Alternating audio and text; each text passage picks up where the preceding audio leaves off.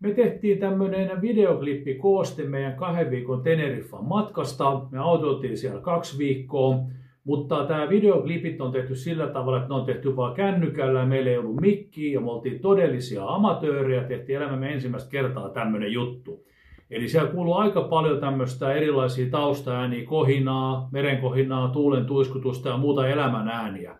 Et jos sua ihan pirusti häiritsee ne, niin älä sit kato, mutta jos ei sua niin hirveästi ne häiritsee, niin kato, koska tää antaa hyviä vinkkejä, jos matkustat Teneriffalle, mihin siellä kannattaa mennä ja mitä siellä kannattaa tehdä.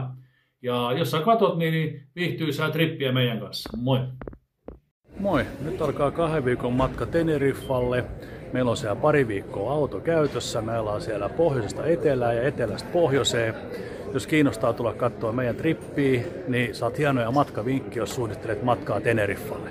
Nyt lennetään Müncheniin ja Münchenistä Teneriffalle ja sieltä matka alkaa. Toivottavasti viihdyt seurassamme. Moi! Moikka ja tervetuloa Teneriffalle Puerto de la Cruziin. Oikeasti mun taustalla näkyy kylläkin kaupunki nimeltä Punta Brava ja Puerto de la Cruz on tuossa suunnassa, mihin mä itse katson, mutta me lähdetään tutustumaan siihen kaupunkiin hetken päästä vähän paremmin. Me ajettiin autolla lentokentältä tänne semmonen reilu tunnin verran, tuntia 15 minuuttia suurin piirtein. Matka sujuu erittäin mukavasti moottoritietä pitkin, tänne pääsee helposti autolla. Me ollaan täällä Teneriffalla yhteensä siis 2 viikkoa, 9 päivää. Täällä Puerto de la Cruzissa eli saaren pohjoisosassa ja sitten loput 5 päivää tuolla enemmänkin eteläpuolella tätä saarta. Me tultiin tänne pääsääntöisesti sen takia, että mä oon itse asunut täällä aikoinani 2 talvea nimenomaan täällä pohjoisosassa saarta Puerto de la Cruzissa, kun olen ollut täällä matkaoppaana. Siitä on jo tovi aikaa. Moni paikka täällä on varmasti muuttunut siitä ja toki on sen jälkeenkin täällä vierailu, mutta viime kerrasta on jo hetkisen aikaa kun on täällä tullut käytyä. Tänään on vähän pilvisempi päivä. Teide, se suuri tulivuori, joka yleensä aina näkyy sen huippu, niin se on tuolla pilven takana piilossa, mutta ehkä me joku päivä nähdään sitten sekin vielä päästään teille näyttämään. Mutta hei, tulkaa messiin, lähdetään vähän tutustumaan Puerto de la Cruzin kaupunkiin. Moikka! Täällä saaren pohjoisosassa on tosiaan enemmän tällaisia pilvisiä päiviä, myöskin sataa enemmän kuin tuolla etelässä, eli teide jakaa tätä saarta ja säätilaa. Mutta se mikä täällä pohjoisessa on ihanaa, että täällä on ihan super kaunista, vehreätä, todella ihan niin kaikkia kukkia ja kasveja, mitä tuolla etelässä ei sitten taas ole. Se on se, minkä takia mä tykkään enemmän tästä pohjoisosasta.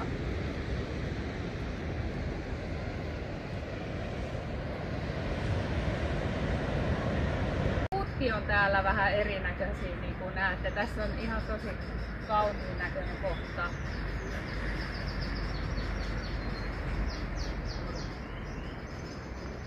Ja Espanjassa kun ollaan, niin kahvihan täällä on tosi hyvää. Ihan tämmönen peruskahvi maidolla, eli café con leche on semmonen, mikä kannattaa tilata. Maksaa yleensä vähän kahvilasta ravintolasta riippuen siinä 2 euron kieppeillä suurin piirtein ja on siis todella maistuvaa. Me lähdettiin ajamaan Puertosta vähän itään päin semmoiseen kaupunkiin kuin La Laguna. Tänne ajo Puertosta semmoisen noin puoli tuntia suurin piirtein. Tämä tulee siis ennen pääkaupunkia Santa Cruzia vastaan. Tämä on itse asiassa entinen pääkaupunki, tämä La Laguna, ja täällä on myöskin saaren yliopisto, eli tämä on niin kutsuttu yliopistokaupunki. Todella viehättävää. Tämmöisiä vanhoja taloja, eri värisiä, tosi kaunista.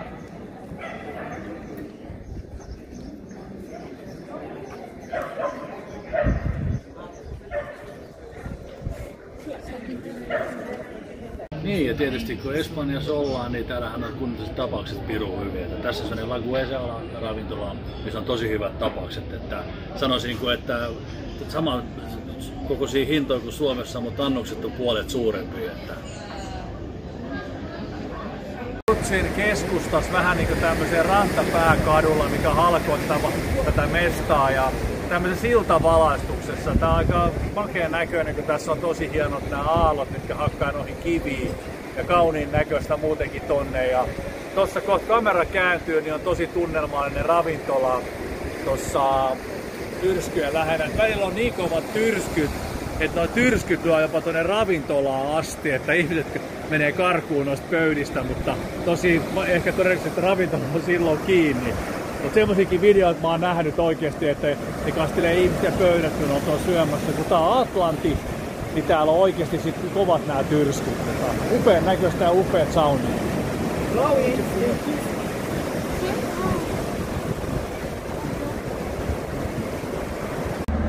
Moikka, me ajettiin noin reilu 30 kilometriä Puerto de la Cruzista länteen paikkaan Ico de los Vinos, joka on tunnettu muun muassa erittäin vanhasta ja suuresta lohikäärmepuusta, traakkipuusta, joka näkyy tässä takana. Sen iäksi on arvioitu jopa 1000 vuotta.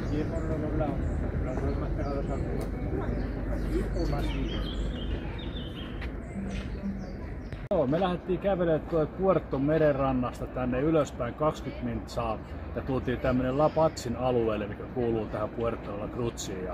Tää on iso alue, täällä asuu paljon ihmisiä, paljon kaikkea kauppoja, ravintoloita, toimintaa, kaunis kaupungin osa. Mutta tänne olisi vähän tietysti kapuumaa, ettei ehkä sit ihan heikkojalkaisille tai ihan vanhuksille. Täältä on aika huikeat näkymät, että kyllä kannattaa se vaiva nähdä ja tää on tosi kaunis paikka.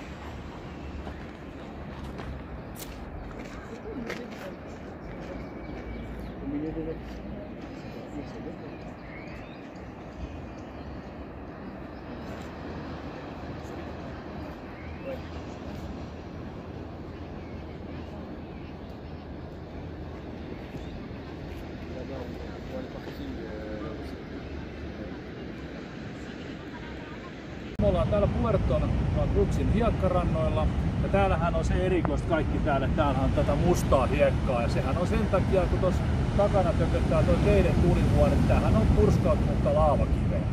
Ja täällähän ne aikoinaan on ollut Puertolla, tai kun Teneriffalla, kun yksi ainoa paikka, missä oli valkoista hiekkaa, niin oli tuo Santa Cruz. Nykyään sitä on puskattu tuolta Saharasta, varsinkin tuonne etelään turistien iloksi Roima-kaupalla, että siellä on nyt sitten mukavia valkoisia hiekkarantoja, mutta onhan tämä aika makeen näköistä, että tämä on tämmöistä mustaa, kun aika harva tämmöistä on kokenut, että musta on ainakin omalla tavallaan elämys, että näin se menee. Ja sitten täällä on, tän näkee, että Puertossa on aika usein tän näköistä toi meri, ja täällä nyt ei oikein uimaan pääse, tää on hyvin usein liputettu, että sinne ei saa mennä, koska täällä kuolee vuosittain paljon ihmisiä, kun merivirrat vie ne tonne merelle. Et just vähän aikaa sitten joku turisti huhtuu, se ei tajunnut sitä, miten vaarallista tää on. Mutta täällä on älyttömän makea, se on kuin Laca Martínez, semmonen merivesialtaita, mitkä on valtavan kokoisia. Sinne maksaa 5 sisään. Niin siellä voi hengalla sitten, että siellä ei tarvitse pelkää mitään punaisia lippuja, se on tosi makea mesta. Et siellä yleensä turistit viettää aikaa, kun se on sama Atlantin merivettä, mitä pumpataan sinne, mutta ei vaan aaltoja.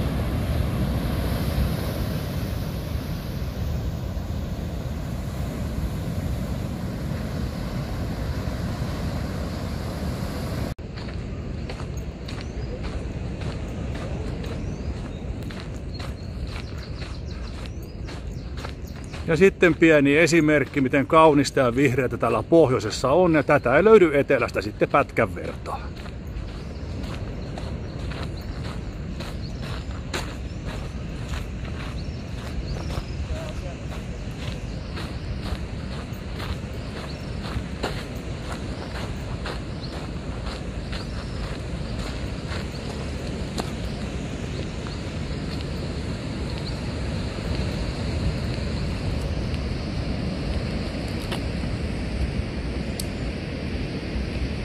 Hei kulta!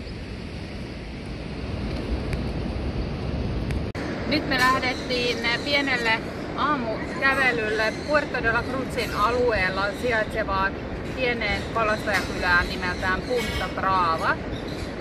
Täällä sijaitsee myöskin ehkä tämän pohjoisosan saaresta tunnetuin nähtävyys, eli Loro Park, joka on eläinpuisto. Sanotaan, että Korkeasaari Helsingissä niin kertaa ehkä 100. Todella suuri alue, siellä on todella paljon eläimiä, hyvin hoidettu, huolettu alue. Papukajat vähän tuossa taustalla jo kuuluukin.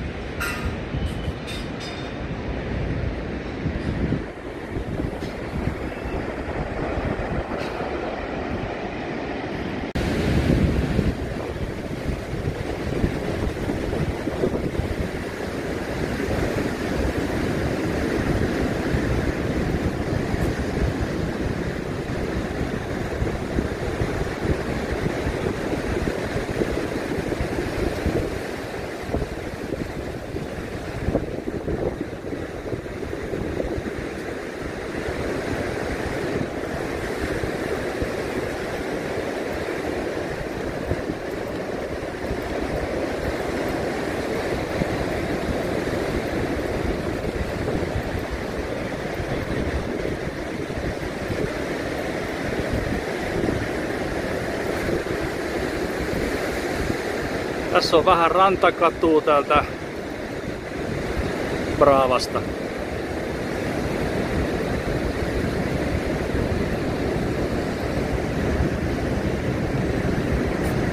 Ja jos haluaa aivan huikeat näkymät, mitä ehkä Puerton parhaimmat maisemat antaa, niin kannattaa ottaa huone Las Vegan hotellista ja pyytää huone ylimmäisestä kerroksesta 12 kerros 1208 huone ja saa tällaiset maisemat, kohtalaisen upeat. Joo, me lähdettiin ajelemaan aamulla sellainen 1,5 tuntia tänne eteläisempään Teneriffaan, Playa des Americasiin. Ja tämähän on tietysti tämmöinen paikka, mikä on tehty turisteille. Tässä on monta tämmöistä lomamestaa vähän peräkkäin ja onhan ihan makeita, mutta ei tää semmoista aitoa Teneriffan saarta ole, tai tämmöistä asutusta ja taloa ja tämmöistä, mitä on taas siellä pohjoisessa Puertossa. Mutta sit jos haluaa viettää kunnolla semmoisen rantalomaa, niin täällä nyt on monta kilsaa tämmöistä hiekkarantaa, ja kun siellä Puertossa ei ole kuin niitä mustia rantoja, mutta jokaisessa paikassa on oma viehätyksensä. Ja kyllä, ei se niin paha, jos sä oot Puertossa ja sä tuut sit vaikka viikoksi. Viikon täällä ja viikon siellä, niin kuin tuossa aikaisemminkin ollut puhetta, että onhan tää ihan makea mesta. Aika nopeasti kuitenkin pääsee autolla tai bussilla, jos haluaa tulla, mutta täällä on vuokra-autot tosi ihan edullisia. Että semmonen kannattaa ottaa, niin pääsee nopsaa aina käymään täällä aurinkossa. Tämä juttu me lähdettiin Puertosta tänä aamulla, niin siellä oli täysin harmaa ilma, vettä satoi aika pirusti. Ja tultiin tänne, niin täällä oli aivan sininen taivas ja 25 astetta lämmintä. Että tämmöistä se on, lomalla on tämmöistä. Aurinko perässä voi joutua joskus menee.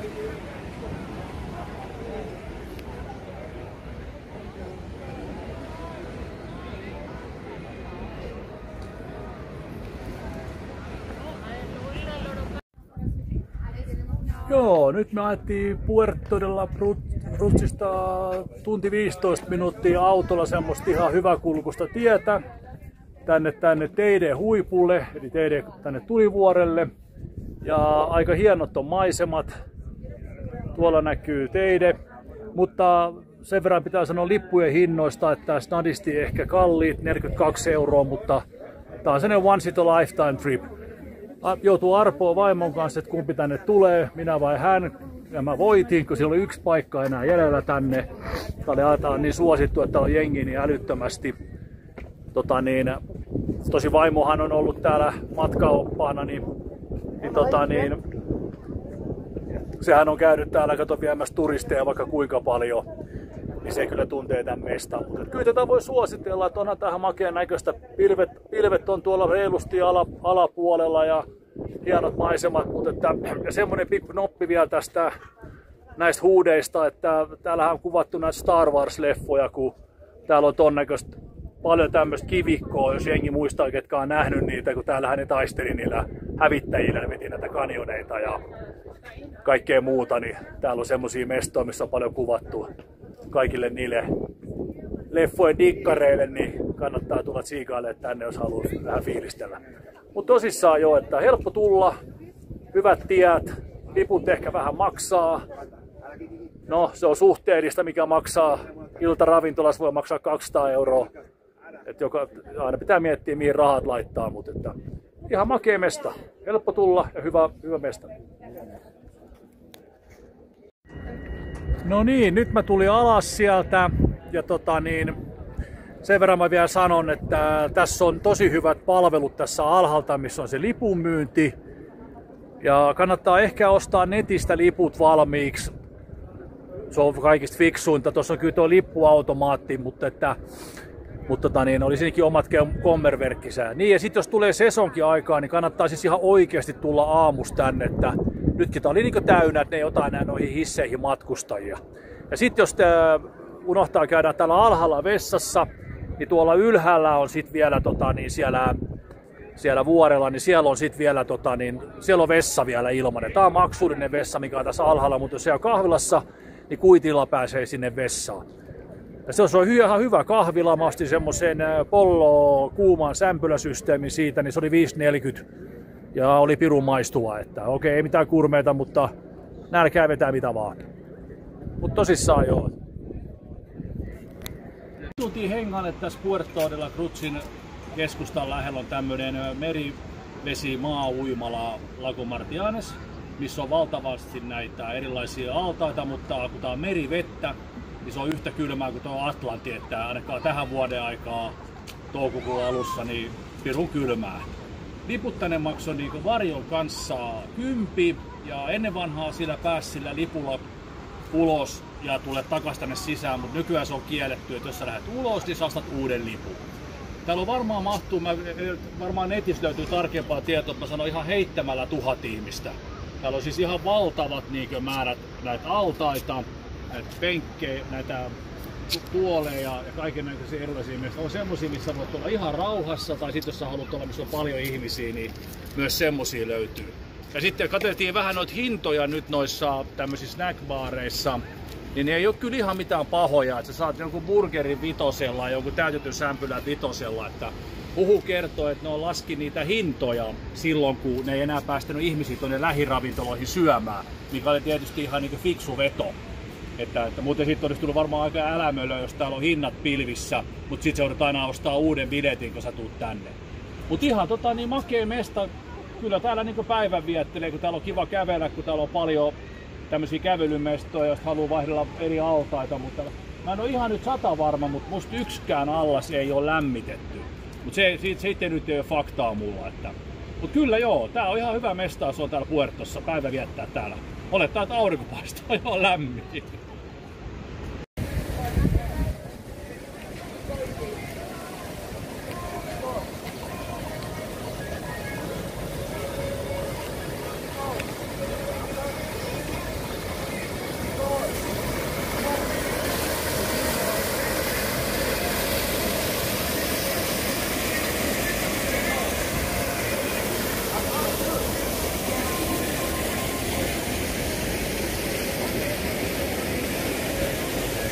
Samalla kun on täällä merivesialtaalla, niin täältähän voi ihailla tämmöisellä kelillä aika kivasti teiden tulivuorta, mikä näkyy tuolla mukavasti, jos semmosesta on kiinnostunut. Ja myös tämmöistä mukavaa livemusaa löytää täältä paikallista Puerto Cruzin kadulta, pikkuravintoloista. Aivan ihanaa livemusaa. Jos tykkää tämmöisestä espanjalaisesta musiikista, niin sit kannattaa löytää tämmöisiä pieniä ravintoloita, niin täällä on erittäin paljon tämmöistä erittäin mukavaa musaa ja hyvää fiilistä.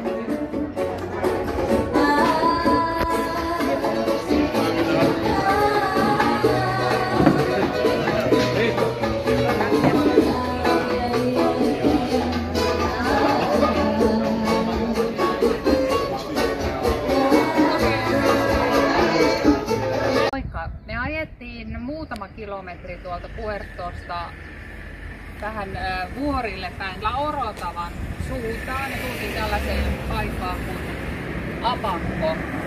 Ja sitten täällä on tämmöinen uudempi paikka myöskin kuin Titos. Käydään vähän kurkkaa, miltä täältä näyttää. Tää on siis ravintola, baari, täällä on kotimuseo ja sen lisäksi täällä järjestetään erilaisia flamenco-esityksiä. Täällä on oma teatterisali.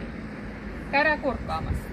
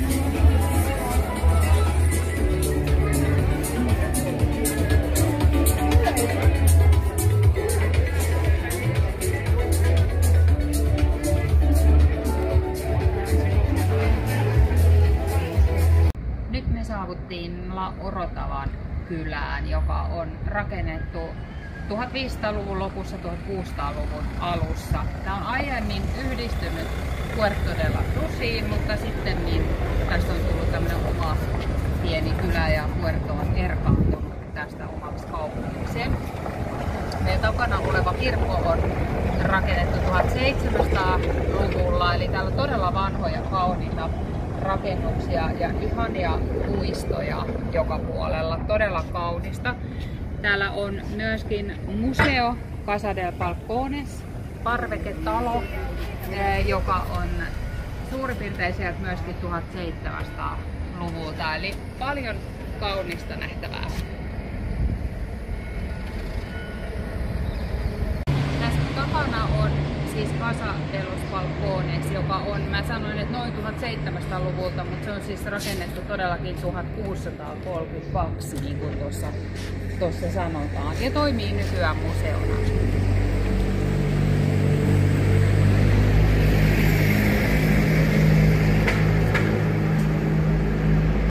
Tämä onkin sitten meidän viimeinen ilta täällä Puerto de la Cruzissa, ja 9 päivää ehdittiin olla nyt sitten kaiken kaikkiaan täällä pohjoisosassa saarta. Huomenna aamuna otetaan auto alle ja ajetaan tuonne saaren eteläpuolelle, tai oikeastaan se on ehkä enemmän tuommoista länsipuolta, semmoinen pieni paikka kuin La Caleta. Nähdään sitten siellä, moikka!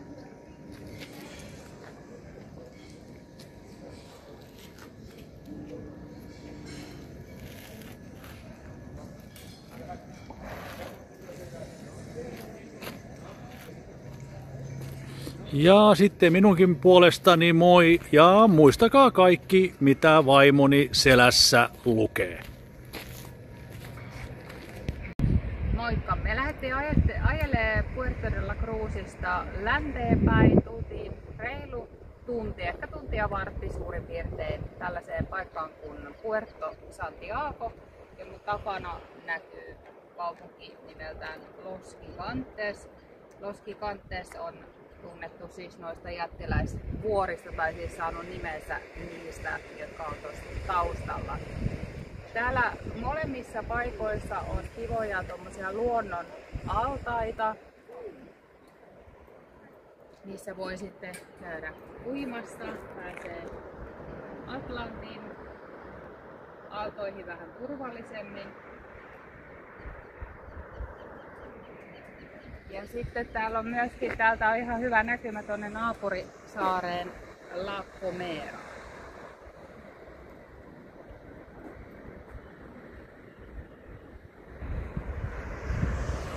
Ja sen verran vielä, että oli ihan miellyttävä ajaa sitä tunnin reittiä. Vähän kiharainen tie, mutta mentiin vuorta ylös ja vuorta alas ja vuorta ylös ja vuorta alas. Et maisemat oli kyllä todella kauniit, että sekin oli tavallaan niin kuin kans oma kokemuksensa. Tietysti vähän hermoja raastavaa, kun autoja tulee neulasemman mutkis vastaan, mutta semmoistahan se autoilu yleensä on tämmöisillä lomasaarilla, kun jos ei halua ajaa näitä moottoriteitä, mitä mekään haluttu, vaan vähän näitä pienempiä teitä.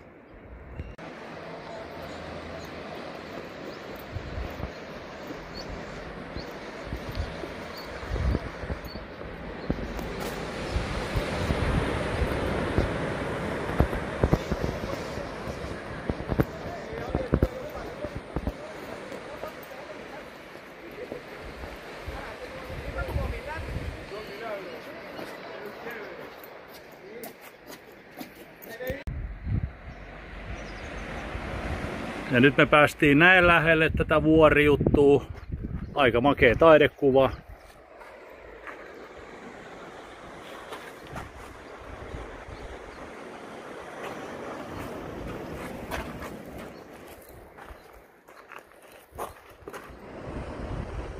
Ollaan saavuttu tänne La Caletaan ja me ajettiin tuolta Los Gigantesista semmonen puoli tuntia hyväkuntoista tietä ja tultiin tänne meidän seuraavaan majapaikkaan, missä me majallaan 5 päivää. Oimajardin hotelli, että ihan kiva hotelli. Äsken paisteli ihan siniseltä taivaalta aurinko, mutta tää on vähän tää saari on vähän tämmönen, että ilmat vaihtelee, mutta että täällä on pirun lämmin kuitenkin, että 23 astetta, ettei mitään hätää. Ja tuu perään vähän, niin mä katsellaan vähän mitä täällä näyttää. Että täällä on ihan kauniin näköistä rannalla. Että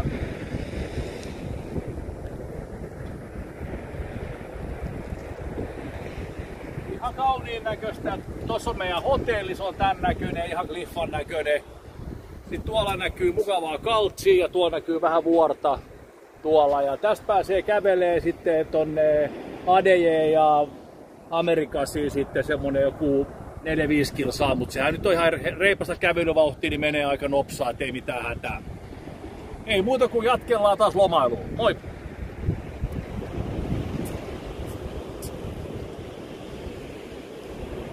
Käveltiin tänne Costa Adehen puolelle. Tuommoinen hiekkaranta ainoastaan erottaa. Siellä näkyy siellä Caleta, missä lähdettiin kävelee.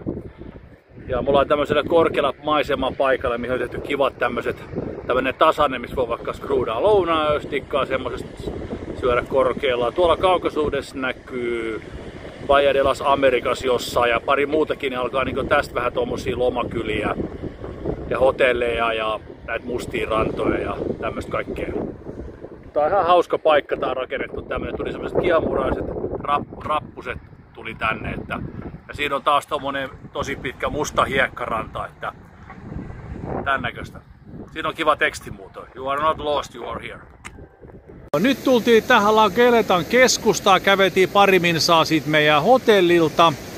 Ja tää ranta on aivan ihana. Täällä on paljon tämmösiä ihan loistavan näköisiä ravintoloita. Täynnä tää satama-alue. Tää on semmonen vanha, itse asiassa semmonen vanha kalastajakylä tää La Caleta. Tästä menee tosi kiva tämmönen kävelykatu menee tässä, mistä tää on näitä ravintoloita tosi paljon. Tää on sellainen vähän seesteinen mesta, ettei tässä niinku bilemestaa saa niinku tekemälläkään. Mutta totta kai taksilla pääsee sitten tonne noihin bilekyliin aika nopsaa ja varamassa kun joku kybä, niin pääsee suoraan bileeseen ja kybəllä takaisin. Että tää on tosi makeen näköinen. Tonne mennään huomenna syömään tonne La Caleta ravintolaan. Kiva näköinen mesta. Joo, me ajettiin tuolta La Caletasta semmonen puoli tuntia tänne lentokentälle päin. Ja täältä löytyy semmonen ihana kaupunki nimeltä El Médano, mikä on tämmönen surffareitten ja vähän semmosen bohemi valkotukkaisten surffarijävien mekka. Et täällä on tosi paljon semmosia näiden surffareitten vaatekauppoja, missä ne ostaa semmosia paitoja, mitkä sit oikeesti on lähtee ympäri maailmaa surffareitten tiedossa kuulemma. Tää on tosi viehättävä, täällä on paljon tämmöistä rantapulevardia, paljon hienoja pikkukauppoja ja ihan hieno paikka taas. Et pikkusen erilainen kuin nämä muut kaupungit, missä me ollaan oltu. Että aika ihastuttava, mutta aavistuksen verran mä katselin noita ruokalistoja, että mun mielestä ravintolat oli kyllä vähän halvempia kuin siellä La Caletassa, mutta sitten taas toisaalta vaatekaupat oli mun mielestä ainakin nämä kaikki surfikaupat ja nää, niin aika kova hintaisia. En mä ainakaan ehkä lähtisi 30 maksaa teepaidasta, jolle mä sit olis ammattisurffari. Mutta että se tossa menee pitkälle, lähtee tonne päin semmoista kävelykatua ja siellä on hiekkarantaa. Ihan semmoista kunnon hiekkarantaa, ei mitään kivihiiliä. Ja siellä on taas menee poikkikatuja. Et kyllä täällä päivän saa kulua ihan hyvin. Tää voi olla vaikka semmonen viimeinen matkakohde, jos sä menet lentokentälle, niin ottaa hotelli täältä lentokentän läheltä ja viettää täällä sitten sen viimeisen yön. Ja sitten lähtee lentokentälle seuraavana päivänä. Ja sekin on semmonen ihan fiksu vaihtoehto. Mutta kyllä mä suosittelen.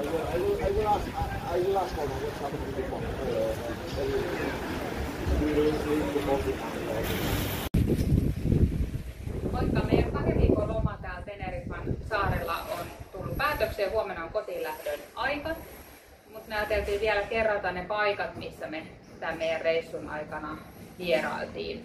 Me löydettiin tällainen hieno laavakivestä tehty Teneriffan kartta täältä meidän hotellilta. Ja tänne on merkitty myöskin näitä muutamia paikkoja. Osa on sellaisia, missä me vierailtiin, niin tästä pystyy hyvin havainnollistamaan vähän tätä meidän reitin ja matkan kulkua. Me ollaan nyt siis täällä paikassa nimeltä La Caleta. Mutta silloin 2 viikkoa sitten niin me laskeuduttiin tuonne saaren eteläosassa sijaitsevalle lentokentälle. Me lähdettiin sieltä kohti pohjoista Puerto de la Cruzia ajamaan moottoritietä pitkin. Se menee suurin piirtein tuommoista reittiä, ohittaa Santa Cruzin ja Puerto de la Cruz on siis täällä ihan tämän saaren pohjoisosassa. Me oltiin täällä ensimmäiset 9 päivää. Täältä me tehtiin päiväretkiä, me vierailtiin La Lagunassa ja sitten me vierailtiin täällä pääkaupunki Santa Cruzissa. Santa Cruzin lähellä noin 8 kilometrin päässä sijaitsee todella hieno valkohiekkainen ranta. Sinne hiekka on tuotu Saharasta. Meille sattui vähän pilvinen päivä silloin, oli vähän semmoinen viileämpi, tuulisempi päivä, niin ei sitten käyty tuolla rannalla, mutta suosittelen ehdottomasti, jos siellä päin liitytte, on todella näkemisen arvoinen. Sitten me tehtiin muitakin päiväretkiä ollessamme tuolla Puertossa, eli me käytiin muun muassa La Orotavassa. Video taisi katketa tässä välissä, mutta katsotaan, jos saadaan ne jotenkin järkevästi yhdistettyä. Eli tosiaan tehtiin päiväretki La Orotavaan ja sitten tehtiin myöskin retki semmoiseen kaupunkiin kuin Los Realejos, joka sijaitsee jossain näillä tienoin. Ico de los Pinos oli se paikka, missä oli se vanha kraahtipuu. Sitten kun meidän päivät Puerto de la Cruzissa tuli täyteen, tai Cruzissa, mä sanon Cruz, mutta oikeastihan se sanotaan Puerto de la Cruz. Tuli täyteen, niin me jatkettiin kierrosta niin, että meillä on siis 2 vaihtoehtoa päästä tänne eteläosaan tätä saarta. Joko moottoritietä pitkin tätä kautta, tai sitten vähän semmoista enemmän vuoristoreittiä tätä toista puolta. Niin me lähdettiin katsoa vähän mitä täällä on. Meillä jäi vielä näkemättä täältä muun muassa todella kaunis paikka kuin Mascat. Mahdollisesti sitten seuraavalla reissulla, mutta me käytiin täällä paikassa Los Gigantes ja sitten sen alapuolella heti on Puerto de Santiago. Ja sitten me ajettiin tänne alas tosiaan La Caletaan. Adeje on tässä lähellä La Caletaa ja sitten on vielä Costa Adeje tässä La Caletan alapuolella. Sitten tulee Playa de las Americas, tuossa on merkitty Los Cristianos. Ja tosiaan lentokenttä sitten jossain tuossa kohdissa. Muista kuinka kertoa teidestä. Niin, teidehän on sitten tämä, joka on tässä keskellä saarta, joka jakaa tätä saarta. Sehän myöskin vaikuttaa isosti tämän saaren ilmastoon. Eli pohjoisessa on enemmän pilviä, enemmän sateita ja sen puolesta siellä on myöskin todella kaunista vihreätä. Se on se mun suosikkiosa tästä saaresta. Ja sitten taas täällä etelässä enemmän siis paistaa aurinko ja täällä on aika sellaista kuivaa. Toki täällä on kauniita istutuksia joka puolella, mutta pääsääntöisesti siis aika semmoista kuivaa se maasto kun lähtee tuolla ajelemaan, niin huomaa sen eron kyllä. Eli teide jakaa sitä säätä tai ilmastoa tällä saarella. Teneriffahan on näistä Kanarian saarista suurin. Ja muut suosikki tosiaan ehdottomasti Puerto de la Cruz, sinne varmasti tulee vielä uudestaan. Tämä oli tämmöinen meidän matka 2 viikkoa tosiaan täällä saarella. Me tehtiin tällaisia pätkiä näistä videoista. Toivottavasti saitte jotakin irti ja ehkä löytyy joku uusi kohde, missä haluaa sitten vierailla, kun tänne saarelle tulee. Kiitos paljon seurasta ja näkemisiin taas. Moi! Joo, moi munkin puolesta ja toivottavasti nautitte näistä meidän klippivideoista, että me oltiin niin kyllästytty katsoa noita videot tuolla netissä, missä jengi dallailee se oikeasti sen tunnin, eikä sä näe yhtään mitään. Sen takia me laitettiin tähän tämmöisiä videoklippejä, että jonkun mielestä se on ehkä hassu, kun ne videot tulee näkä sarjalla sieltä, mutta kyllä me annettiin aika kattava kuva tästä saaresta, että hei, toivottavasti nautitte tästä ja toivottavasti saitte vinkkejä ja tulkaa tutustumaan Teneriffan saareen. Tämä on upea saari ja varsinkin tuohon Puertoon kaupunkiin, että se on Cruzin kaupunki, että se on niin hieno ja kaunis ja täynnä semmoista katutaidetta joka suunnassa, että enpä tiedä mistä muuat löytyy semmoista. Ei muuta kuin nähdään. Moro!